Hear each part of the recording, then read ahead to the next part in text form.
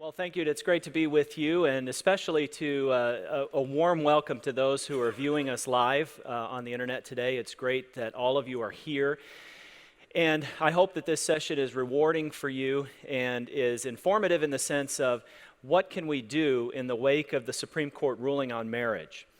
This session is really more from the perspective and more for pastors of churches and leaders of religious ministries.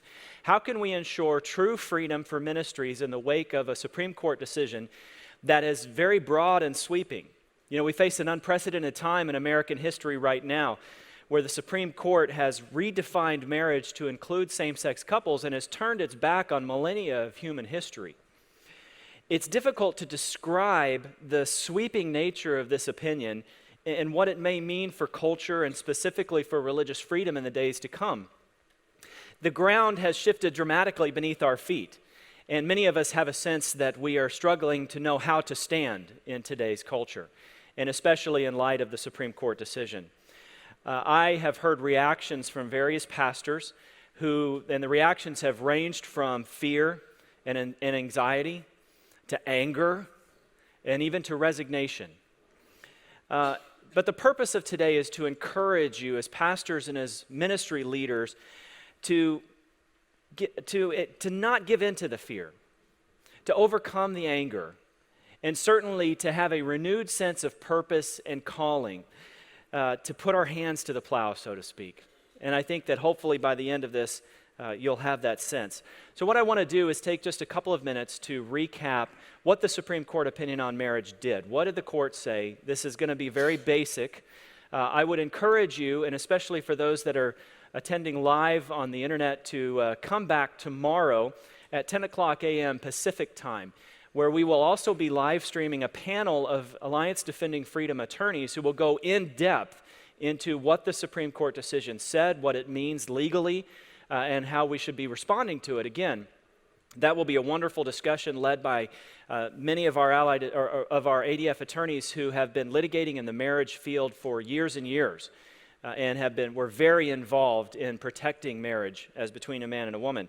And then I would encourage you to stay for a session at 11:15 that will also be live streamed with Dr. Russell Moore, who will be talking about the future of marriage, the culture, and Christianity. And I know he'll have a lot to say about that topic as well, and we hope that will be helpful for you. But let me talk about briefly what the court's opinion said, and then I want to go into what true separation of church and state means for religious ministries today. And in fact, a true separation of church and state, that might sound like an odd phrase, because that's a phrase that we as Christians traditionally shy away from, in the sense that we don't like the phrase separation of church and state. It's been used against us many times. We've seen it used in terms of taking down the Ten Commandments from public buildings. We've seen it used to silence Christians in the public square. But I believe there's a proper way that phrase can be used, the way that Jefferson intended it to be used in 1802 when he wrote to the Danbury Baptist. And that phrase means that the state should not encroach into the realm of the church, that the church should be free from state compulsion, from state coercion, and that it should be free to conduct its ministry. That's what the Constitution was set up to do. So how do we protect that true separation of church and state? Well, in order to do that, let's go back and let's talk first about what the court opinion said in the marriage decision. This is just a brief recap. By a 5-4 majority, the court held the following, and this is a quote from the court's holding. Two holdings that the court held.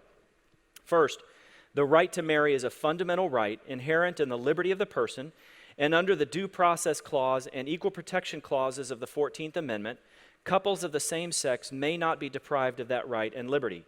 The court now holds that same-sex couples may exercise the fundamental right to marry. That was the first court holding. And the second court holding, in its own words, is there is no lawful basis for a state to refuse to recognize a lawful same-sex marriage performed in another state on the ground of its same-sex character. Now, the court rested its holding in 4 different principles that it described. The first was the right to personal choice regarding marriage is inherent in the concept of individual autonomy. The second, the right to marry is fundamental because it supports a 2-person union, unlike any other in its importance to the committed individuals. The third, marriage safeguards children and families and thus draws meaning from related rights of child rearing, procreation, and education. And then the fourth is that marriage is the keystone of our social order. Sounds okay, sounds kind of good. Sounds like, yeah, this is a very high view of marriage. This is something that we've been arguing at Alliance Defending Freedom for many years, that this is what marriage is. These are the fundamental purposes of marriage. And so, but the majority, kind of where they took the right turn, the radical turn, and went off the rails, is where the holding went into the discussion about what that means for same-sex couples. What the court said is that same-sex couples are denied the constellation of benefits that the state has linked to marriage. That same-sex couples are consigned to an instability many opposite-sex couples would deem intolerable in their own lives, and that same-sex couples too may aspire to the transcendent purposes of marriage and seek fulfillment in its highest meaning. Now, the court rested its holding on some assumptions about same-sex couples and what that what this means, this exclusion from marriage that it called, what it means for them. It says that laws excluding same-sex couples from marriage demeans same-sex couples, imposes stigma and injury, disparages their choices, diminishes their personhood, works a grave and continuing harm, serves to disrespect and subordinate them. Now, this language is very similar to what the court held in 2013 in the United States versus Windsor case, where it struck down the federal definition of marriage as between one man and one woman, the Defense of Marriage Act that was passed into federal law many years ago. The court struck that down in 2013 using very similar language to this, that it demeans and it destroys the dignity of same-sex couples. Now, this was obviously what the court rested its holding upon. This was kind of in Windsor, obviously, was a new way of describing the law in this regard. And it certainly was a new way of describing rights under the Equal Protection Clause and under the Due Process Clause that had heretofore been unknown in the law. And so, but I don't really want to focus on that. I just want to give that as a recap of kind of what the court did to set the stage. Because in the oral arguments, and again in the court's opinion, not only did the majority opinion and the dissenting opinions wrestle with the issue of marriage and what marriage means and how it should be defined, but they also wrestled with what the implications of their decision would mean, and especially in the realm of religious liberty. And so the majority opinion did address the impact of its decision on religious liberty. And let me read you a quote of what the majority opinion said about that. It said, "Finally, it must be emphasized that religions and those who adhere to religious doctrines may continue to advocate with utmost sincere conviction that by divine precept, same-sex marriage should not be condoned. The First Amendment ensures that religious organizations and persons are given proper protection as they seek to teach the principles that are so fulfilling and so central to their lives and faiths and to their own deep aspirations to continue the family structure they have long revered."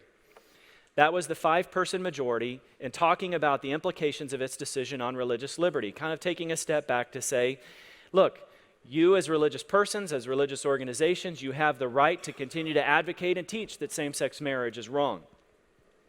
What's interesting is how the dissenting opinions kind of pick that apart and characterize that. And Justice Roberts, in his dissenting opinion on the religious liberty implications, he said this, "The majority graciously suggests that religious believers may continue to advocate and to teach their views of marriage. The First Amendment guarantees, however, the freedom to exercise religion." Ominously, that is not a word the majority uses. And I think a couple of things of what Roberts might be saying there. First is to draw that distinction that religious exercise, as he says, is more than just advocating and teaching. Religious exercise flows down into our everyday lives, that as believers, as Christians, that our faith and our motivates everything that we do. It motivates all of our actions.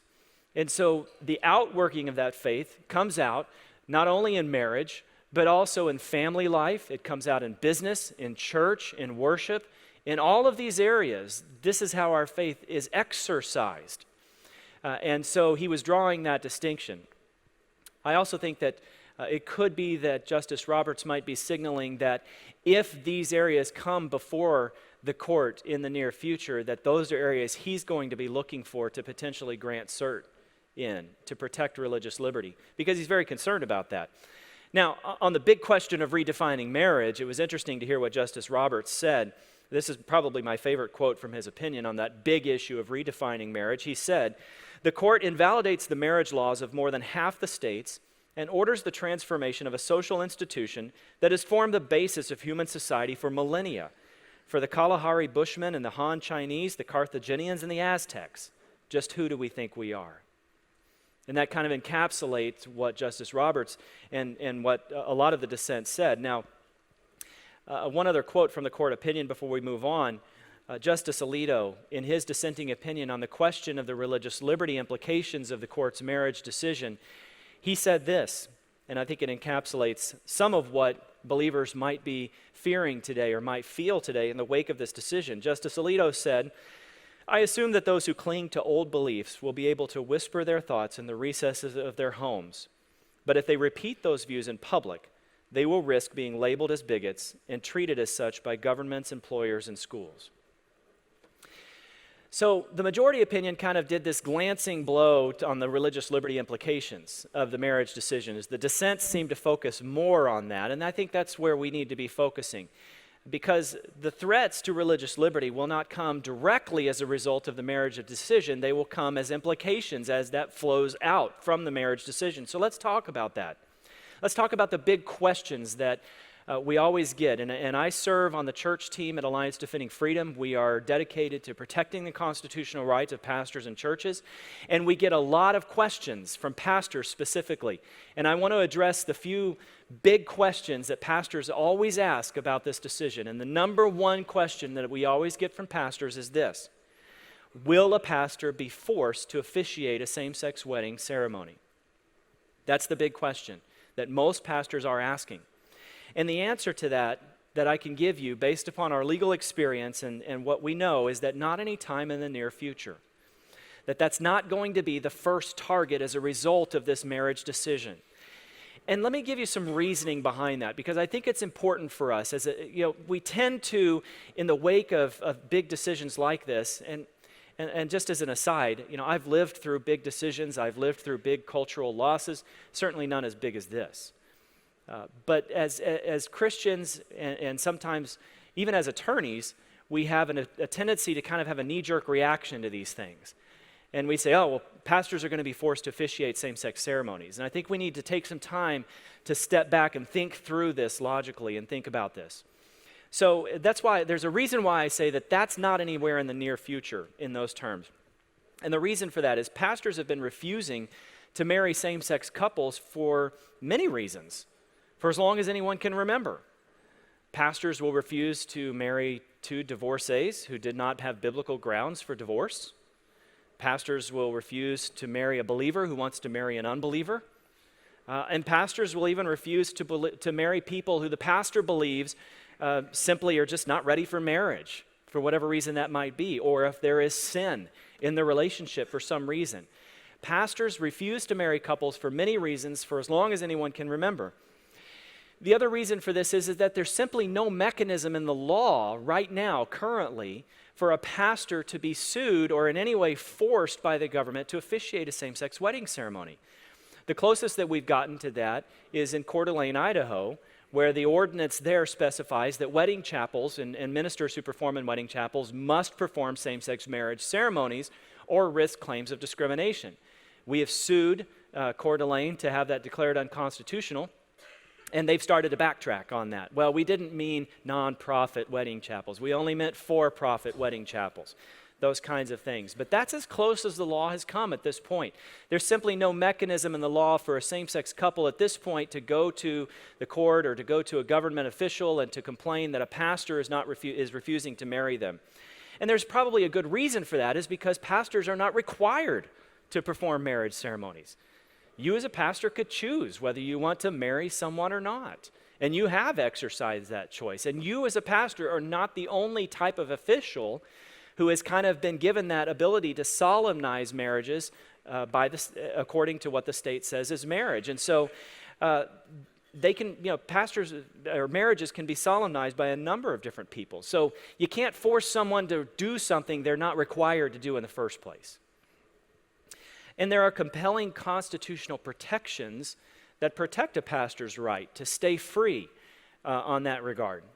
The free exercise of religion is probably the foremost of that. Boy, talk about attacking the core of the free exercise of religion to force a pastor to engage in a religious ceremony that violates the pastor's religious beliefs.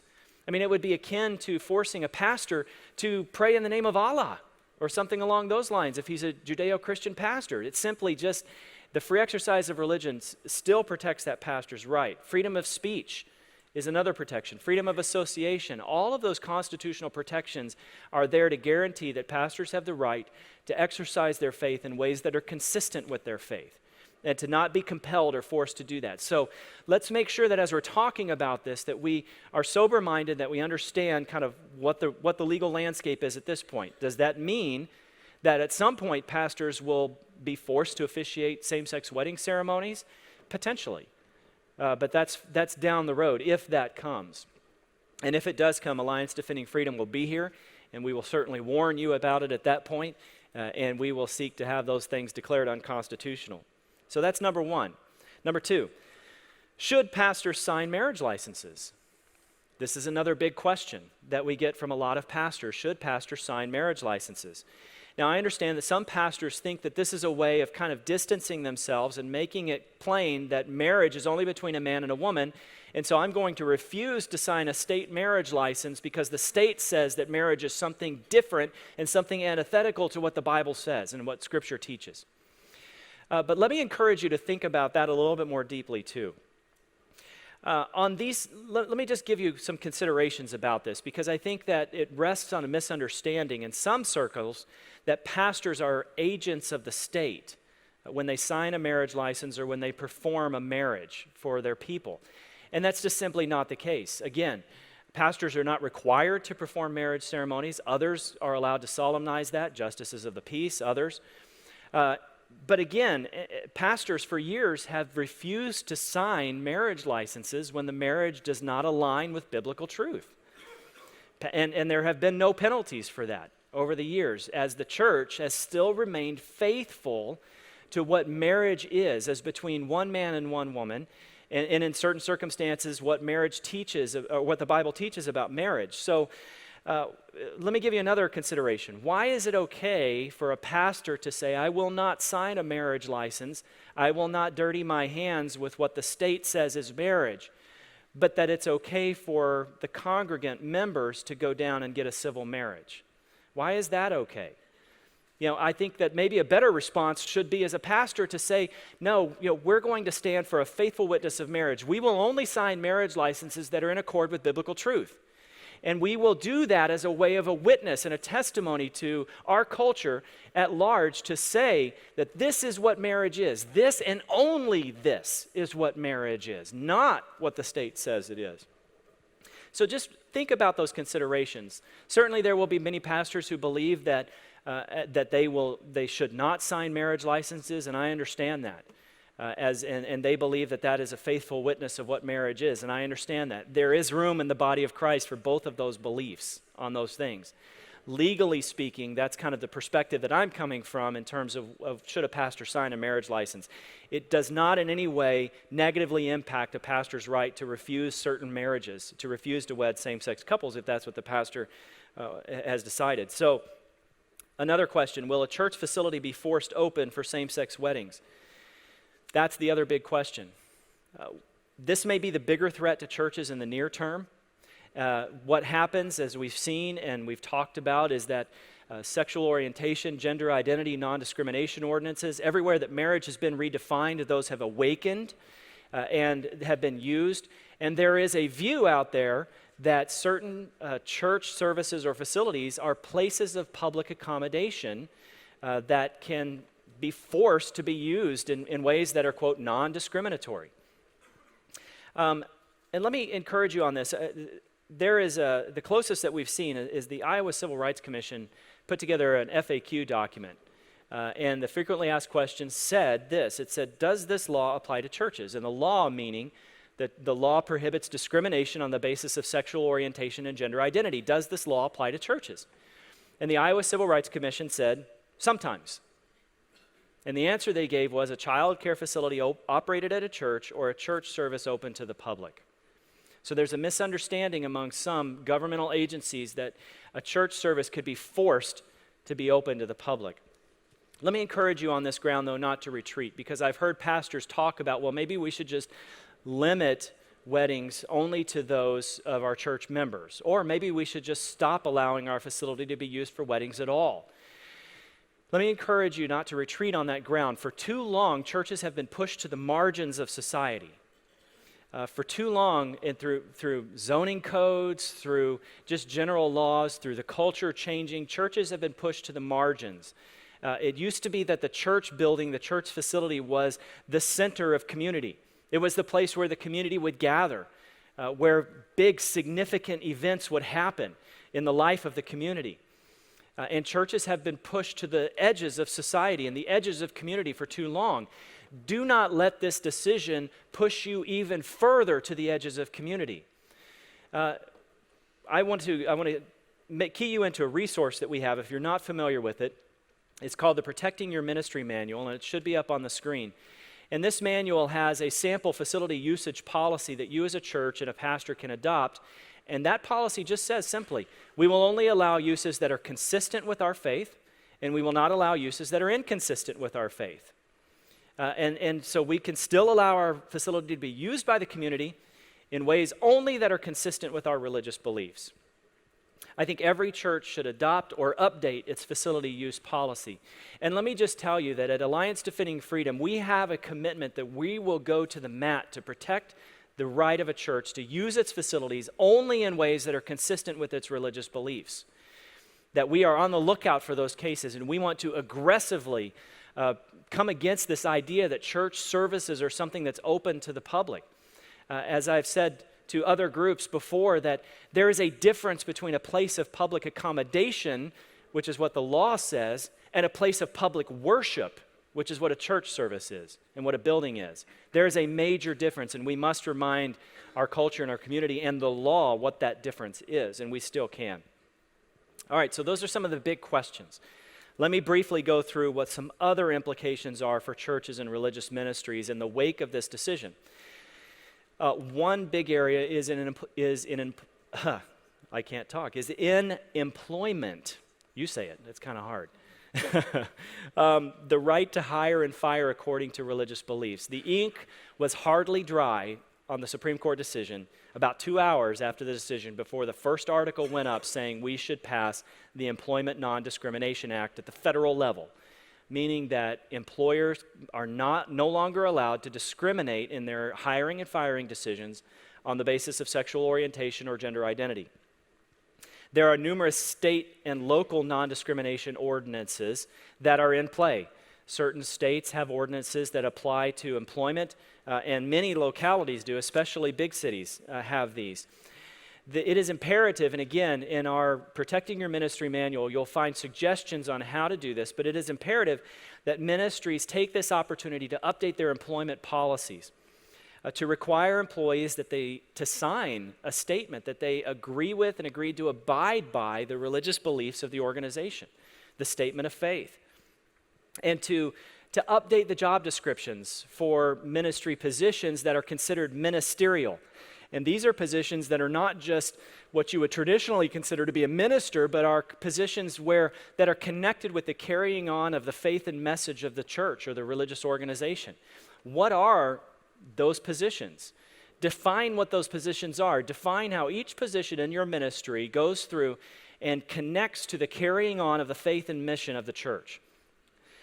And so take that opportunity to do that. There's no magic language for how that happens.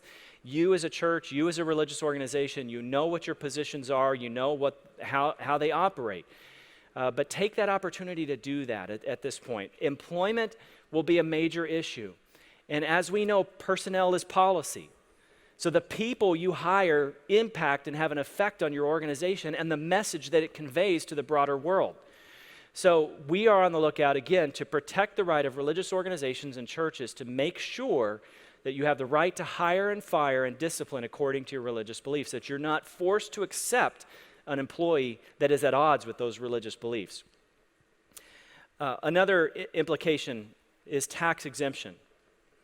The day after the Supreme Court decision, an article went up, and many of you may have seen it. Time magazine published an opinion piece by an author where the author argued that it was time to remove tax-exempt status from churches and religious organizations in light of the Supreme Court opinion.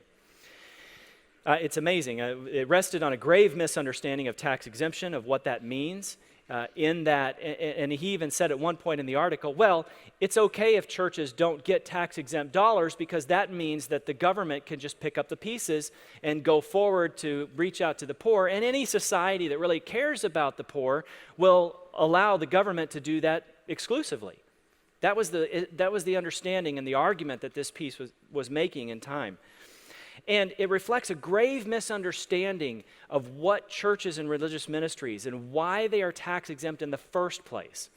And this is going to be an area where I think that as lawyers and both as pastors and ministry leaders, we need to be justifying why are tax exempt in the first place. It might sound a little strange, but I think that we have largely as a culture and a society forgotten that. Let me give you just a couple of reasons why religious ministries and churches specifically are tax exempt. Why have we done that as a society? Because it's been true from the very beginning of our constitutional structure. Why is that the case? Well, the first reason rests in the constitutional guarantees that are given to churches and religious organizations. The free exercise clause allows for the free exercise of religion. The exercise of taxation is an exercise of sovereignty by the government over an individual or an entity.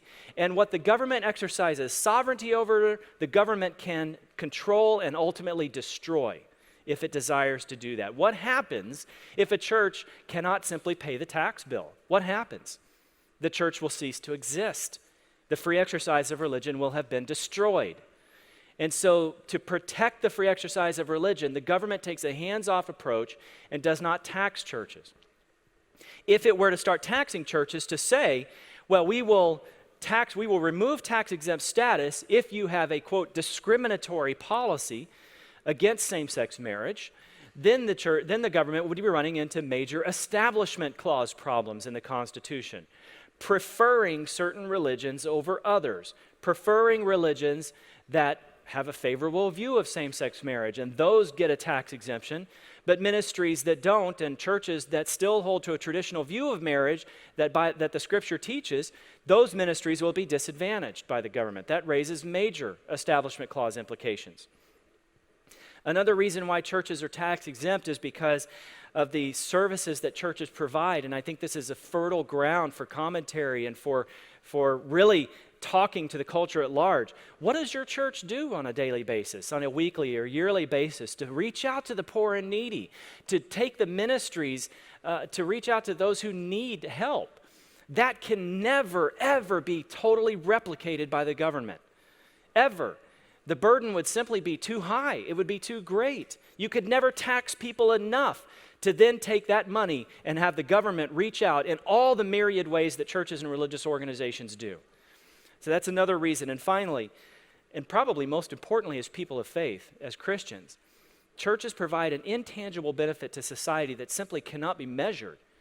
Churches are in the business of making good citizens, to proclaim the gospel of Jesus Christ that transforms lives and that then turns people from doing actions that harm themselves, harm society, and harm others into people who are Christ followers, controlled by the internal controls of the Holy Spirit, and who, as one implication of being controlled by the Holy Spirit, obey those laws and obey society's laws and become contributing members of society. That intangible benefit cannot be, it just can't be overstated. As one Harvard business professor put it, if you take away religion, you cannot hire enough police. And we've got to remind our culture about that, because if you read the comments section on any of these articles related to tax exemption, one of the things that you'll see over and over and over again, the culture and people saying churches should pay their fair share. There's a big pot of money for churches out there that's waiting to be taxed. They're getting away with it, and they need to pay their fair share. And by implication, I'll have to pay less. That's the view of our fellow Americans, and we've got to go back to the original understanding of what tax exemption means. Exemption probably, many of you are aware it came up at the oral argument at the Supreme Court case where the Solicitor General said it's going to be an issue. I think primarily where it will hit first is in the religious colleges and universities, mostly because in that realm it relates to a decision that the Supreme Court decided removing the tax-exempt status of Bob Jones University because it had a racially discriminatory policy where it would not allow for interracial dating or interracial marriage. That's why I think that decision may translate a little bit more easily to religious colleges and universities, although there are really compelling reasons why it shouldn't translate at all, given the resting and the holding of Bob Jones University in that case. So we are closely monitoring developments in this area, and we want to know if your church is facing a tax-exempt issue because we want to come against that. One final implication about this. Christian business owners. Many of you and many of you pastors in some of your congregation members may become targets of discrimination lawsuits. And this is something that especially as church leaders and pastors you should be aware of. You've probably heard the stories of the ADF clients, Baronelle Stutzman, the florist, who was simply seeking to exercise her religious faith. And now she faces the loss of not only her business but her personal assets as well, simply because she would serve homosexual clients, but she would not use her artistic abilities to engage in a same-sex wedding and to be a part of that ceremony. You've probably heard the story of Aaron and Melissa Klein, the Sweet Cakes by Melissa Bakery, where they simply just wanted to not bake a cake for a religious for a same-sex wedding ceremony, and they were literally run out of business as a result, fined $135,000, and most recently we're told, cease and desist talking about why your faith tells you that you cannot perform and participate in a same-sex wedding ceremony.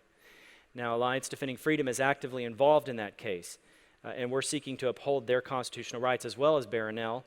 You've probably heard of the story of Blaine Adamson, the hands-on original owner of the t-shirt printing company who was asked to print a gay pride t-shirt for their parade and declined, was brought up on discrimination charges.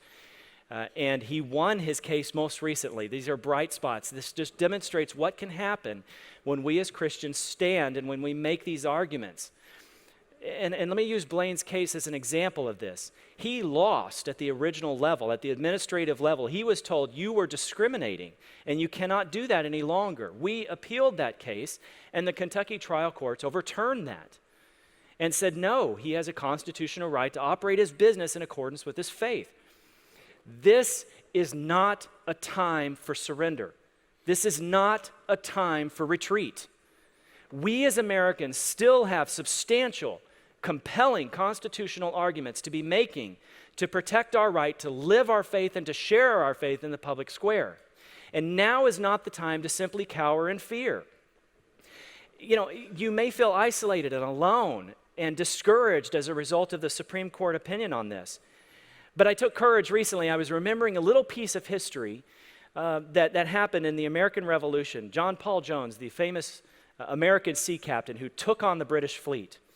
And it's the story of an amazing sea battle that took place between his ship as an American ship and a British ship. And they, at one point, were side by side, lashed together, and the guns were blazing at each other. John Paul Jones had 322 men on that ship, and he lost half of his crew in that battle. There were the bloody and dead bodies of his crew all over the place. And he saw his first officer yell out, "Quarter, quarter," that he wanted to surrender to the British. And what did John Paul Jones do? He was manning a cannon in the front of the ship. He took his pistol and he threw it at his first officer and knocked him out. And the British captain said, "Are you wanting to surrender?" And the British captain said, and John Paul Jones said, "I have not yet begun to fight." And I think we need to have a little bit of that attitude among us. We have not yet begun to fight. We have not yet begun to stand. So these are the days when we as Christians can continue to build upon the protections that our founders put in the Constitution and to continue to stand and fight for our right to share our faith and to live our faith. And right now what I want to do is bring up a man who is no stranger to the fight. Dr. Jim Garlow is pastor of Skyline Wesleyan Church. He is a tireless, fearless warrior for marriage. Dr. Garlow was one of the primary pastors who was leading the charge to pass Proposition 8 in California that defined marriage as between one man and one woman. And since then, he has been a tireless voice for religious freedom and for marriage. And so I wanted to bring him up to offer a little bit of a pastoral perspective on the marriage decision. So help me welcome Dr. Jim Garlow. Thanks, Eric.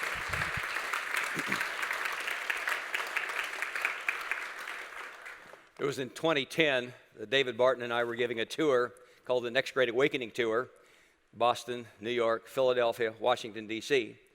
The highlight of the entire trip for me was a drive-by. We didn't even stop at the home of Jonas Clark.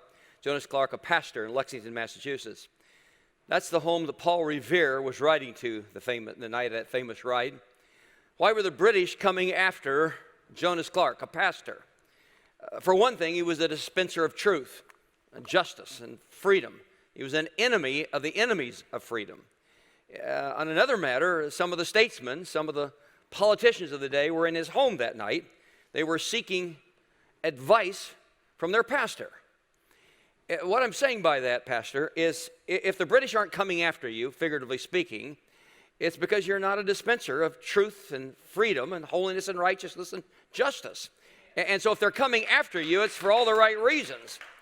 I wrote an article about 3 or 4 or 5 days before the marriage deconstruction actions of the Supreme Court. And it was said effectively this, that we're about to find out among Christian leaders who are the Neville Chamberlains and who are the Winston Churchills in our midst.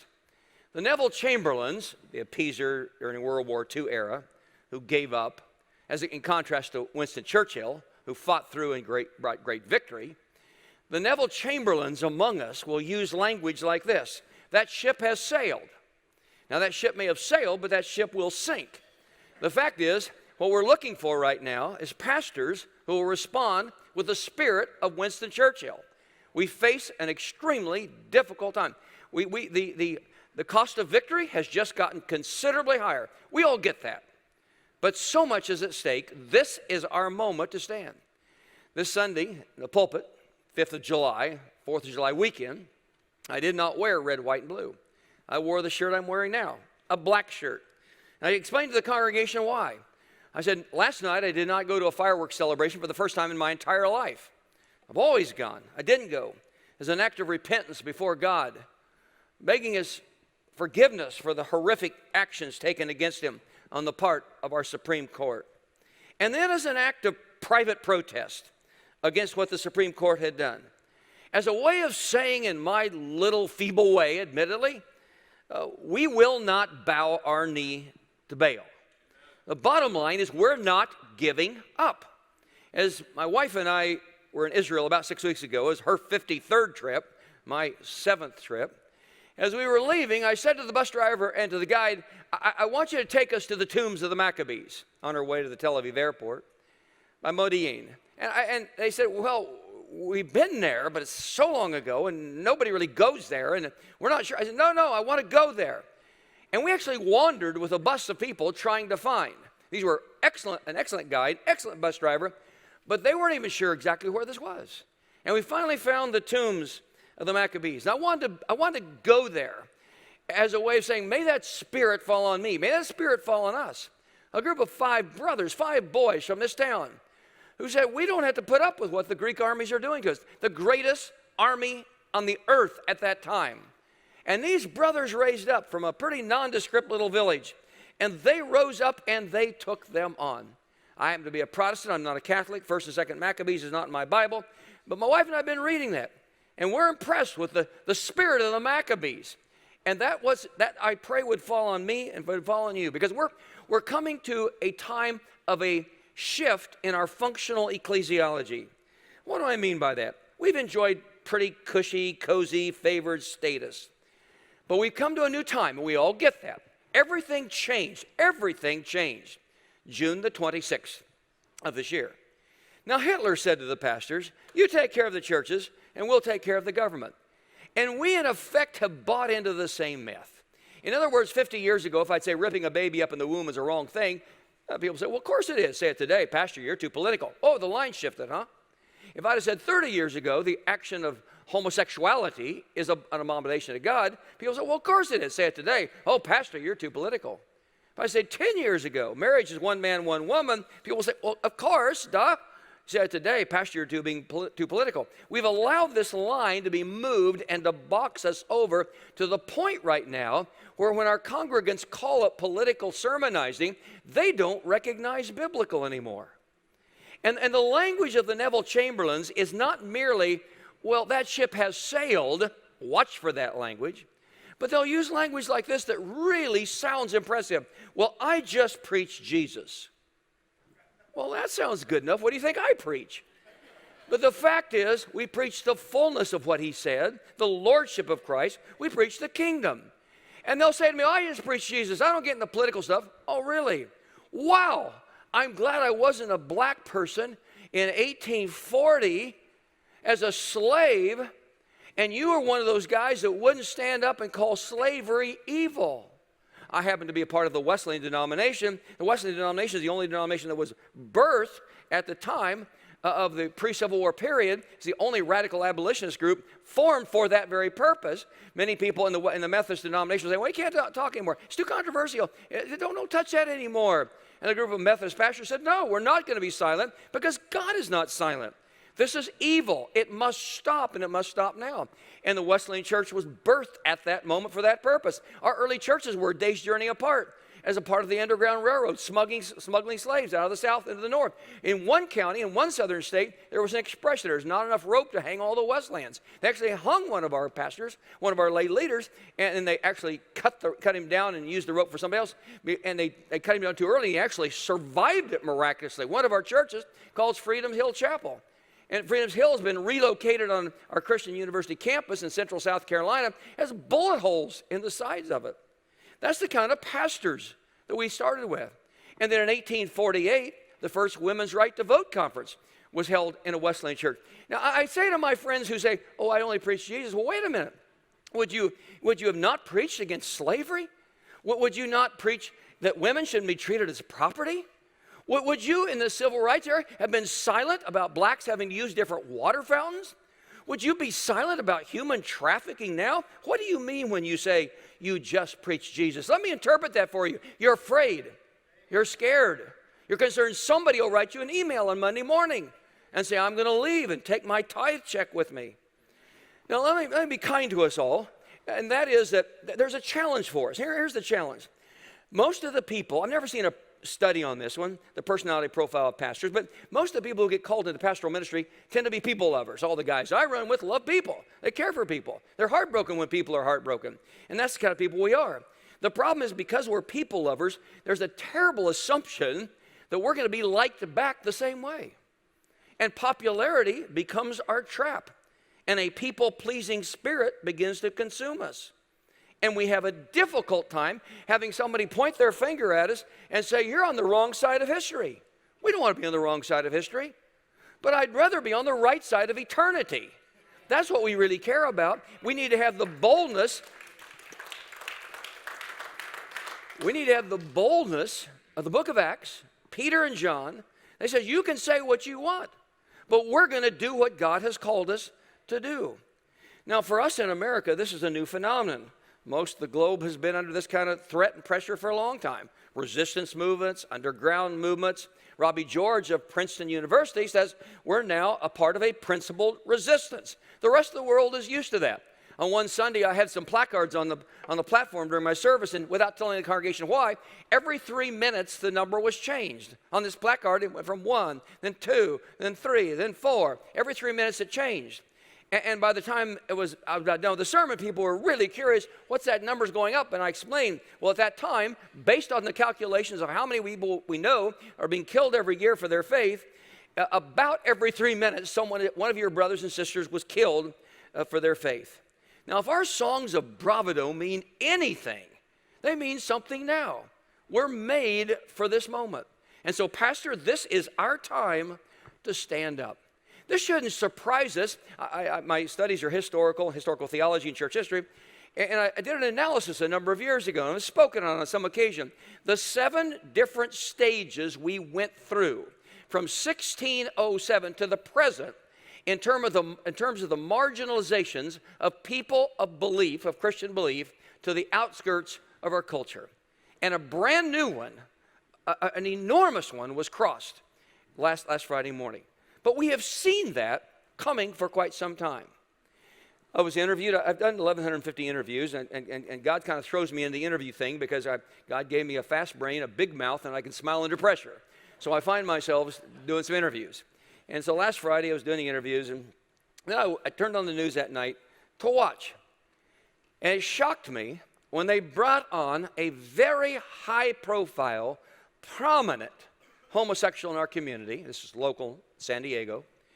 And they were interviewing him, and they said to him, "Why is the other side so silent?" And then he said these words, "We sent Steve," and he identified the newsman, "we sent him out. He could only find one pastor who would talk. Only one." And then I came on next, and they treated me actually very fair. And then they played about 6 different excerpts from it. Now, I knew there wasn't just one. I knew there was one other. A buddy of mine, a Baptist pastor in San Diego named Chris Clark, he had the courage to talk, and I knew that. He had been doing interviews as well. Now, I assume there were some others, and maybe they just didn't get to them. I hope and pray that's the case. But listen to the alarming language of that. We couldn't find one that would talk. Why is that? Are we ashamed of God? Are we afraid of the world? I was asked to do a study a number of years ago on why it is that the Christian universities have left their Christocentricity. A wave of the Ivy League institutions, and University of Michigan, University of California, Berkeley were once godly schools, and now we're losing a whole group of evangelical colleges now over this issue that are wimping out. And I was asked to give a lecture, a group of presidents and such small group, and I was asked to lecture after George Marsden of Notre Dame, who wrote a thick book on the topic, and I was very intimidated to speak after him because he's the scholar and I'm not, and I knew that, and so did the crowd. They knew that. But the guy insisted I lecture for 3 hours on that, so I studied for months and months and months, and I could boil all those months down to this. The Christian universities will acquiesce, as will individuals, as will local churches, as will entire denominations, once they desire the accolades of other people more than they fear and reverence God. It's not rocket science. It's that simple. A few days ago, just 4 or 5 days ago, Bill O'Reilly, Fox News, Bill O'Reilly said, "We have tried and tried to get one archbishop, one cardinal, one bishop from the Catholic Church, anyone to come on here, and they would not." And O'Reilly has been saying for weeks, "Where are the pastors? Why are they not standing up?" This is Bill O'Reilly, who's not necessarily with us on some issues and not even all that committed to us on this issue. And then, media buzz, again, Fox News, Sunday afternoon. They said, well, the media's been imbalanced. They've only reported one side. But the panel went on to say, says, look, I work for NPR. We couldn't get anybody else to speak on the other side. Now, I happen to have been interviewed by NPR, and they treated me, I think, very fairly, and they actually ran quite a bit of what was on there. They couldn't get anybody to speak on the topic. Do you get the picture here that's emerging? What's happened to us? Why could we be this way? We have to change our functional ecclesiology. It's not like it was. Everything has been changing, but it really changed that day. God is looking for bold, confident, competent pastors, Christian leaders who have the spirit of Winston Churchill, not the spirit of Neville Chamberlain. Pastor, I won't tell what state he's from, I won't tell what town he's from. He's a godly man, awesome man I respect extremely highly. But he contacted me a few days ago, and we talked for a very, very long time. In the course of that conversation, he says, well, what am I supposed to do? His church is enormous, many, many, many times bigger than mine. And he said, what do I do? He says, I feel like, and he went like this, I felt like a prophetic anointing upon me. What am I supposed to do? I said, well, for starters, if you're prophetic, the mayor of your city, who has been very clear on this issue, anti-biblical to the hilt, the mayor of your city will tremble at the mention of your name because you're a prophet of God and you're a thou art the man kind of guy. I said, he didn't tremble at the mention of your name. Not now. He can and he should if that prophetic anointing is made clear. I said, second thing is that when you're introduced, the next place you speak, and from here on, you'll never allow it to be said how many people attend your church. He says, why? I said, because American pastors are not standing in part because we have worshiped at the altar of attendance and offerings. If you do that, you will not speak out on these issues. If you are entrapped by worship of those two things, you will not be fully biblical. Someday, there's going to be a conference of pastors where they're going to give a reward for the pastors who lost the most people that year because the pastor would not compromise.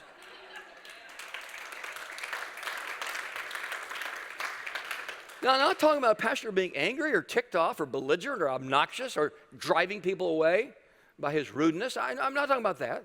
We're all loving people in this room. We're loving pastors. We care about people. It breaks my heart when people go through heartache and suffering. It breaks my heart to think of all the people who are going to be harmed by this grand marriage fraud that was just put on us. That's heartbreaking because we're people lovers. We care about it. So I'm not talking about being belligerent and driving people away, but I am talking about saying, I will not compromise. I can't compromise. I fear God too much. I reverence him too much. I love him too much. And then I said, you haven't spoken out yet on what the Supreme Court has said. So when you do this weekend, this is a huge church, remember? I said, probably a third of your congregation has rainbows, flags, on their Facebook pages.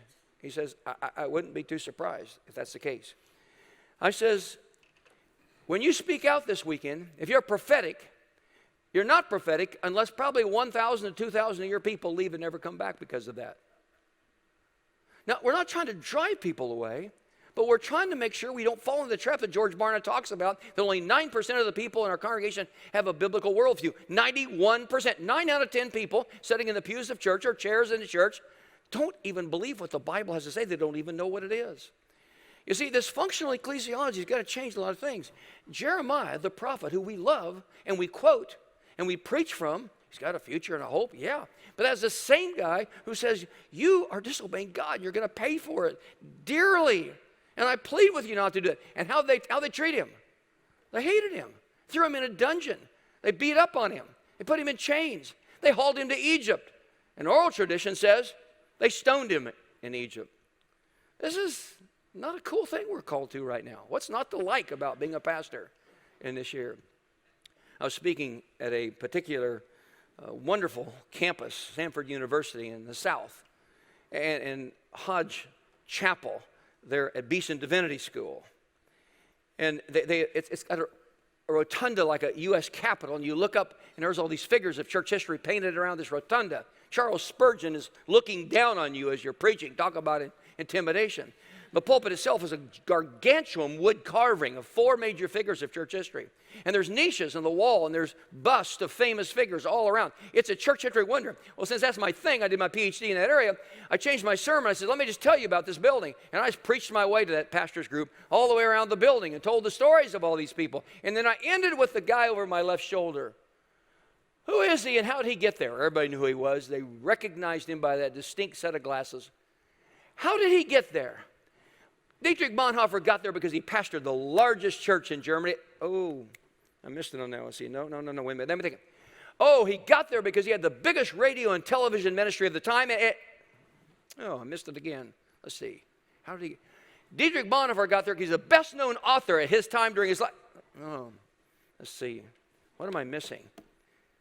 Dietrich Bonhoeffer got there because on April the 9th, 1945, they stripped him naked in the cold German air, took him out and hung him with a piano wire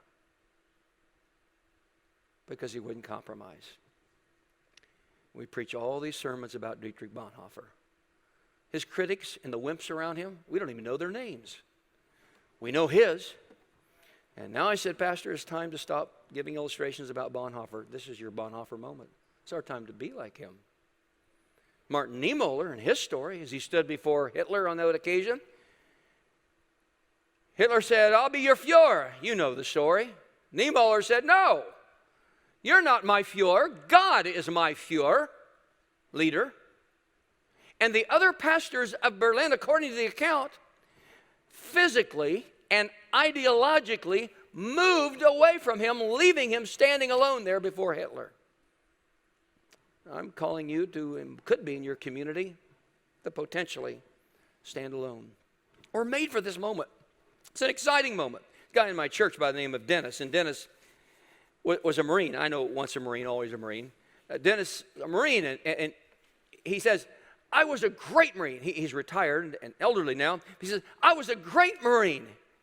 But he says, I never got a chance to prove it. I said, what do you mean? He said, I was a Marine after Korea, but before Vietnam. I was made to fight. I was made for war. And I missed it. I was a great Marine, but I never got a chance to prove it. Well, pastors, you were not made between wars. You're in the midst of one. You're in the big one. You and I were made for this moment. If our songs of bravado and all the scriptures we quote and our promises from God mean anything, and they do, they mean a lot, they are relevant to us now. This is our moment. Let's make it happen. Thank you.